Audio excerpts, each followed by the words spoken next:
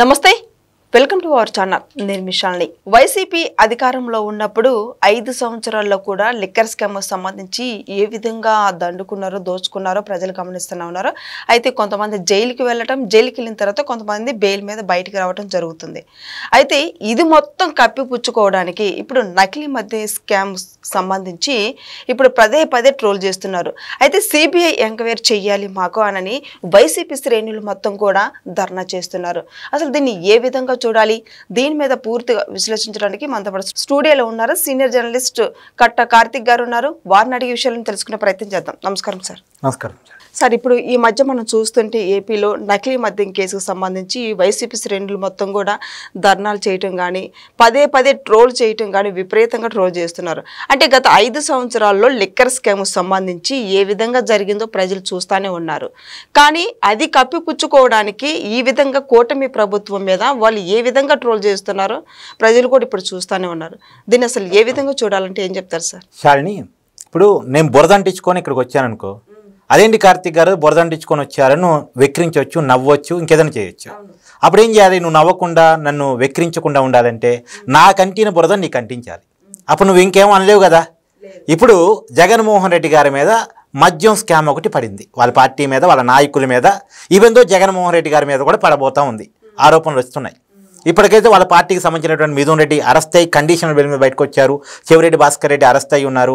జగన్మోహన్ రెడ్డి గారు ఇంటి మనుషులుగా చెప్పుకునేటువంటి ధనంజయ రెడ్డి, కృష్ణమోహన్ రెడ్డి, బాలాజీ గోవిందప్ప వీళ్ళంతా అరెస్ట్ అయ్యి ఉన్నారు. తెలుసు కదా నీకు. అయితే తన మీద లిక్కర్ స్కామ్ ఆరోపణలు రావటం వల్ల జగన్మోహన్ రెడ్డి గారికి రాజకీయంగా ఎంత ప్రమాదం అనేటువంటిది ఆలోచించుకున్నాడు. ఎందుకంటే ఢిల్లీ లిక్కర్ స్కామ్ చూడు, కేజ్రీవాల్ చాలా పెద్ద మాస్ లీడర్. ఆమ్ ఆద్మీ అనేటువంటి ఒక చిన్న పార్టీని ఢిల్లీ అనేటువంటి ఒక చిన్న రాష్ట్రంలో ఏర్పాటు చేసుకొని అధికారంలోకి తీసుకొచ్చుకొని వరుసగా 3 సార్లు గెలిచి ముఖ్యమంత్రి అయ్యాడు ఆయన. ఆ రాష్ట్రంలోనే కాదు, ఆ రాష్ట్రంలో పరిపాలన చూపించి పంజాబ్లో కూడా అధికారంలోకి తీసుకొచ్చుకున్నాడు. అన్ని రాష్ట్రాల్లో శాఖలు ఏర్పాటు చేసుకున్నాడు. కొన్ని రాష్ట్రాల్లో పోటీ చేశాడు, ఎమ్మెల్యేలుగా కొన్ని రాష్ట్రాలు గెలవడం కూడా జరిగింది. సో ఒక లోకల్ పార్టీని జాతీయ పార్టీగా చేసుకున్నాడు. అలాంటి వ్యక్తి ఢిల్లీ లిక్కర్ స్కామ్లో ఇరుక్కొని అరెస్ట్ అయిన తర్వాత తన అధికారాన్ని కోల్పోవటమే కాదు, ఎమ్మెల్యేగా కూడా ఓడిపోయాడు. అంత పెద్ద మాస్ లీడరు. తర్వాత ఢిల్లీ డిప్యూటీ సీఎం, ఎక్సైజ్ శాఖ మంత్రిగా పనిచేసినటువంటి మనీష్ సిసోడియా, ఆయన కూడా ఎమ్మెల్యేగా ఓడిపోయాడు. తర్వాత తెలంగాణలో KCR most popular leader. Telangana అంటే కేసీఆర్, కేసీఆర్ అంటే తెలంగాణ అనుకుంటారు. అలాంటి కేసీఆర్ బిడ్డ కవిత ఢిల్లీ లిక్కర్ స్కామ్లో అరెస్ట్ అయ్యారు. ఆ టైంలో పార్లమెంట్ ఎన్నికలు వచ్చాయి. ఒక్క సీటు కూడా బీఆర్ఎస్ పార్టీ గెలవలేదు. 9.5 ఏళ్ళు అధికారంలో ఉన్న పార్టీ పార్లమెంట్ ఎన్నికల్లో ఒక్క సీటు గెలవకపోవటం కారణం కవిత అరెస్టు, లిక్కర్ స్కామ్లో ఇరుక్కోవటం.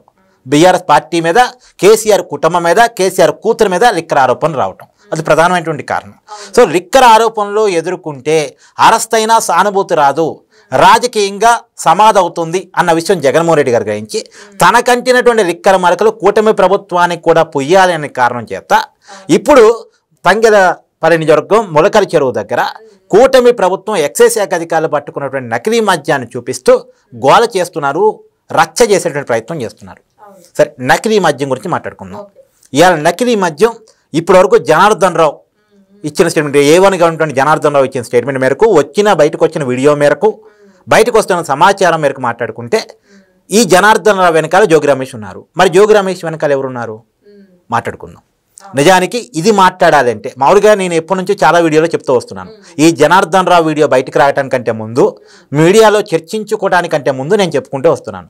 కాకపోతే పూజారి చేత్తో పోస్తేనే తీర్థమవుతుంది కదా.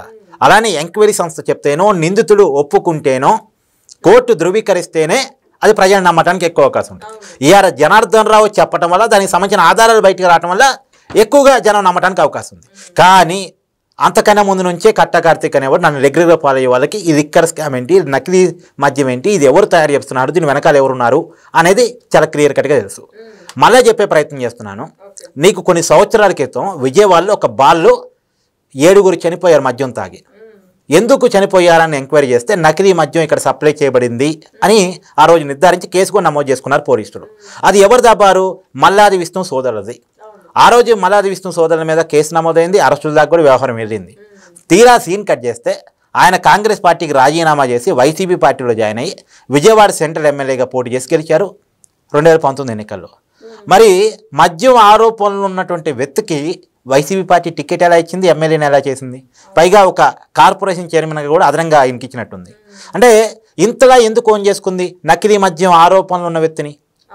సరే, ఇక్కడ డాట్ పెట్టుకో. ఇంకో దాడి చెప్పే ప్రయత్నం చేస్తా.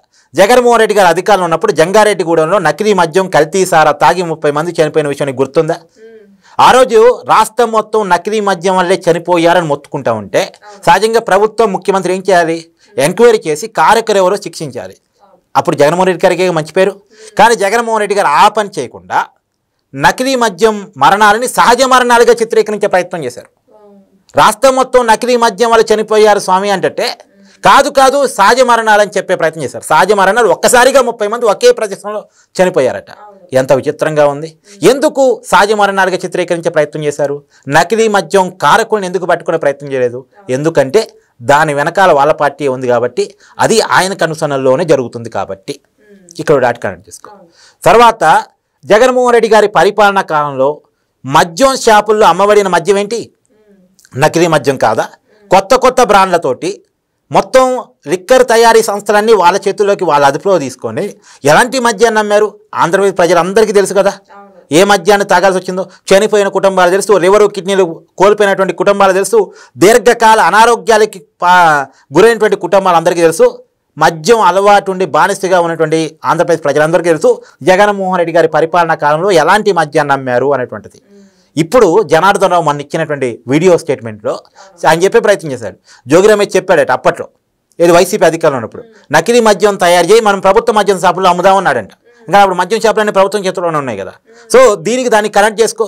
ఆ రోజు ప్రభుత్వం మద్యాన్ని ఓపెన్గా అఫీషియల్గా నకిలీ మద్యాన్ని అమ్మిందని చెప్పడానికి. సరే, అది కూడా ఒకసారి పక్కన పెట్టి లేటెస్ట్ ఇష్యూకి వచ్చే ముందు ఇంకొక చిన్న విషయం కూడా గుర్తు చేస్తున్నాను. ఇక్కడ నేను వైసీపీకి సంబంధించినటువంటి కాకాని గోవర్ధన్ రెడ్డి, మాజీ ఎమ్మెల్యే, మాజీ మంత్రి, ఆయన ఎన్నికల సమయంలో నకిలీ మద్యాన్ని పంపిణీ చేశాడు అనేటువంటి కేసు ఆయన మీద ఉంది. వైసీపీకి సంబంధించిన మనిషి. సరే, వైసీపీ మరి ఆయన ఎందుకు ఎంకరేజ్ చేసింది నకిలీ మద్యం ఆరోపణలను ఎత్తిని? సరే, అది కూడా వదిలేసి లేటెస్ట్గా వచ్చేసాయి. ఇప్పుడు ములకల చెరువు ఎక్కడుంది? అది తంబలపల్లి నియోజకవర్గం. తంబలపల్లి ఎమ్మెల్యే ఎవరు? Peddireddy Dwarakanath Reddy, YCP sitting MLA కదా. ఎవరతను? పెద్దిరెడ్డి రామచంద్రారెడ్డి గారి సోదరుడు. పెద్దిరెడ్డి రామచంద్రారెడ్డి గారు ఎవరు? వైసీపీలో కీలక నాయకుడు, నెంబర్ 2 లీడరు, మాజీ మంత్రి, చాలా సీనియర్ రాజకీయ నాయకుడు. వాళ్ళ కుమారుడు అక్కడ సిట్టింగ్ ఎంపీగా ఉన్నారు. సో వాళ్ళ కుటుంబం అంతా రాజకీయాల్లో సుదీర్ఘకాలంగా ఉంటూ వస్తుంది. మిథున్ రెడ్డి కూడా వరుసగా 3 సార్లు ఎంపీగా పనిచేస్తున్నటువంటి వ్యక్తి. సో రాజకీయంగా చాలా పట్టుంది వాళ్ళకి. మరి వాళ్ళ సామ్రాజ్యంలో నకిలీ మద్యం తయారు చేస్తుంటే వాళ్ళు ఎందుకు పట్టుకోలేకపోయారు? పైగా కూటమి నాయకులు ఎవరైనా తప్పు చేస్తూ ఉంటే పట్టుకుంటే రాజకీయంగా వాళ్ళకి అడ్వాంటేజ్ కదా, వాళ్ళు వదిలిపెట్టరు కదా.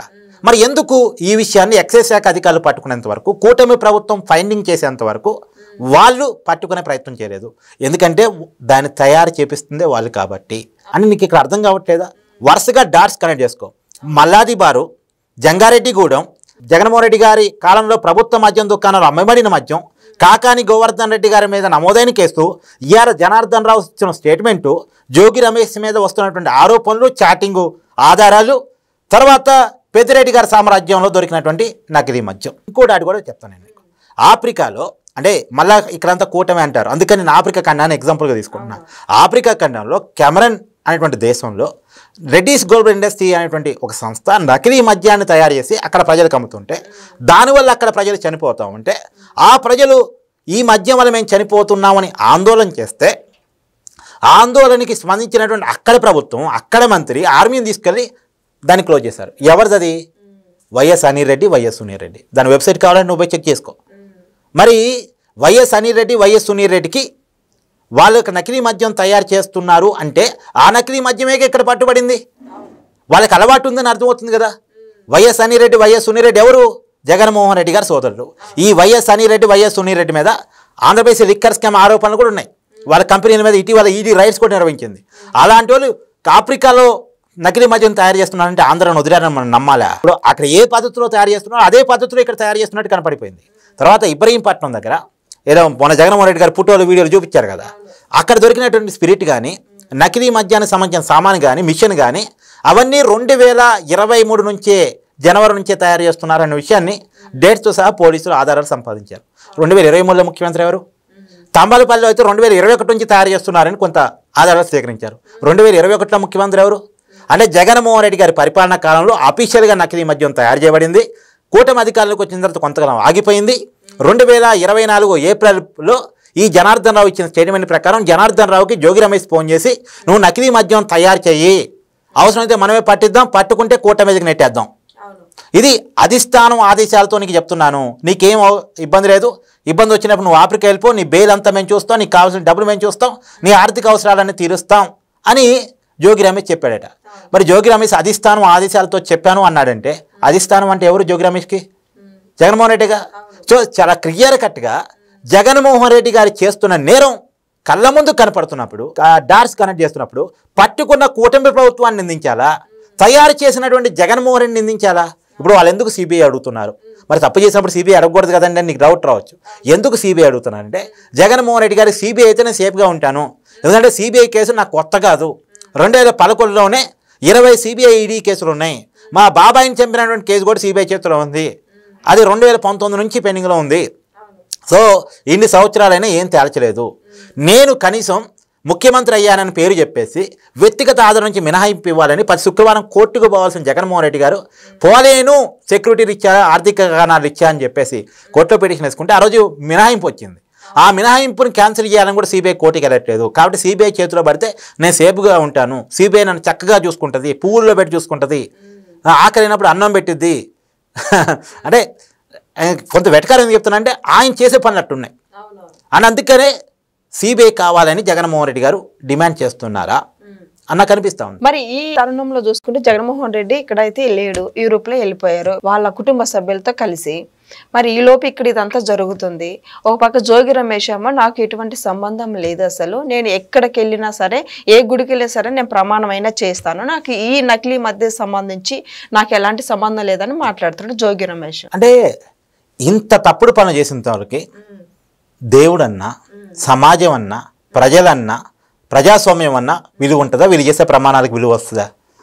ఇప్పుడు నకిలీ మద్యం వల్ల ప్రజలు చనిపోతున్నారు అని వాళ్ళకి తెలుసు, ప్రజలు చనిపోయే అవకాశం ఉందని తెలుసు. అలాంటి మద్యాన్ని తయారు చేసి అమ్మారు అంటే అలాంటి వాళ్ళ ప్రమాణాలను విలువగా మనం తీసుకుంటామా? దేవుడి మీద కుట్ర చేసిన మనుషులు కదా. శ్రీ తిరుమల వెంకటేశ్వర స్వామి లడ్డూ ప్రసాదంలో కల్తీ నెయ్యిని కలిపారు అనేటువంటి ఆరోపణలు ఉన్న వ్యక్తుల ప్రమాణాలని మనం ఎలా పరిగణలో తీసుకోగలం? ఏ తప్పు చేసిన వాడైనా సరే ఒకరు నిజంగా ప్రమాణం చేయాలని ఉంది, పోయి చేయమను. మరెందుకు చంద్రబాబు నాయుడు గారితో లింకు? చంద్రబాబు నాయుడు గారితో నీకేంటి లింకు? నీ మీద వచ్చింది ఆరోపణ, నీ మీద చేశాడు ఏమనిగా ఉన్నటువంటి జనార్దన్ రావు ఆరోపణలు, నువ్వు పోయి చెయ్యి అంటే ఇది తప్పి చంద్రబాబు నాయుడు గారు ఎట్టా రారు, నారా లోకేష్ గారు ఎట్టా రారు? వాళ్ళ మీద ఆరోపణలు లేవు కదా. వాళ్ళ మీద ఎవరైనా చెప్పారా? ఏమైనా ఆధారాలు ఉన్నాయా? కానీ నీ మీద ఉన్నాయి ఆధారాలు, నీ మీద ఉన్నాయి ఆరోపణలు, నువ్వు చేసి నిర్ధారించుకుని పని చేయి. నిర్ధారించుకుని నమ్మడానికి అవకాశం లేదు. ఇదంతా వద్దు, వాళ్ళ ప్రమాణాలు ఇవన్నీ వద్దు. నువ్వు మళ్ళా చెప్తున్నాను, మల్లాది బార్ నుంచి జంగారెడ్డిగూడెం వరకు, ఆఫ్రికా నుంచి మొలకల చెరువు వరకు ప్రతి దాన్ని కనెక్ట్ చేసుకో. ఆంధ్రప్రదేశ్ ప్రభుత్వం మద్యం దుకాణాల్లో అమ్మిన మద్యం నుంచి ఇవాళ పట్టుబడినటువంటి నకిలీ మద్యం వరకు అన్నీ కనెక్ట్ చేసుకుంటే ప్రజలే అర్థం చేసుకోగలరు నకిలీ మద్యాన్ని తయారు చేసింది ఎవరు, ప్రజలకి పంపిణీ చేసింది ఎవరు, ప్రజల ప్రాణాలు తీస్తూ డబ్బులు సంపాదించుకుంది ఎవరు, శవాల మీద పేలాలు ఏరుకుంది ఎవరు అనేటువంటి విషయం ప్రజలకి అర్థమవుతుంది. సో ఇదని చూశారు కదా. ఇక నకిలీ మద్యం సంబంధించి వైసీపీ వాళ్ళు పదే పదే కుట్రలు పొందుతూనే ఉన్నారు. అయితే ఇక నెక్స్ట్ వాళ్ళ కుట్రనే మొత్తం అని కూడా తేలింది. ఇక ఏం జరగబోతుందో నెక్స్ట్ వీడియోలో తెలుసుకుందాం. Thank you.